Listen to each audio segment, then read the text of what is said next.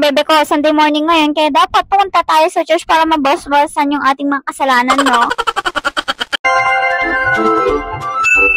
At ayun nga bebe ko, 8 AM yung start natin sa church pero nagawa ko pa magkaroon ng mini-vlog. Andito nga ako sa tindahan kasi nakalimutan kong mag-lotion. So mga bebe ko, ito pala yung gagamitin kong lotion. Ito yung Suki sunscreen natin pero this is not a lotion mga bebe ko. Pero ito yung pinakagustong gusto kong gamitin at ginagawa kong lotion. Dahil nga pag in-apply mo to is nakakaputi talaga siya kaya feeling kong puti-puti ko talaga. Need nyo lang siya i-blend ng mabuti. Para sa ganun yung white cast niya is ma-i-blend din. Ako lang ba? Ako lang ba yung tao na pag lumabas ka tapos walang lotion pero parang may kulang? At kung hindi ka pumunta sa church ngayon, tara samahan nyo ako. At dahil mas pupunta ako ng maaga ngayon sa church, ako muna mag-isa. Dahil nga ayaw pa nilang magising. At paalala lang pag tumawid kayo ng kalsada, kailangan yung lumingon ng kaliwa at kanan. Dahil na baka imbes sa church ang punta, ay diretso tayo sa hospital. At oo mga bebe ko, ako lang talaga mag-isa kaya ako lang din ang driver. At dahil nga nagmi-mini-vlog pa ako, ayan, malapit na akong malate. At tignan mo naman yung aking mukha, nakasimangot na talaga ako dahil ang hirap pala mag-drive. Nang nag-vlog at the same time, manual pa, ante.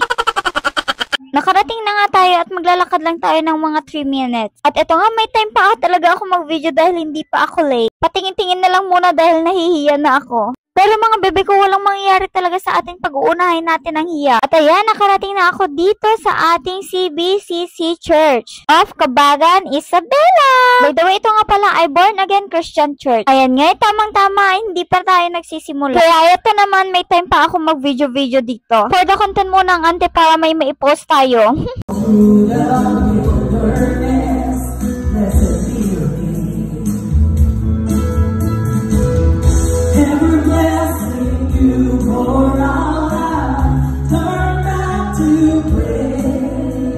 At mga bebe ko, ang lesson nga natin for today is making our life count. Bigyan natin ng bilang yung buhay natin. Tama ba? Ay, ewan kasi doon kung hindi ka nakinig, bahala ka na dyan. At ayan nga mga bebe ko, makinig muna tayo para hindi tayo mapalo ni Papa God. At ang matapos na ang ating service ay hindi na ako nakapag-video na pauwi. Dahil mga bebe ko, may tumatawag na sa akin. Tinawag ako ng kalikasan.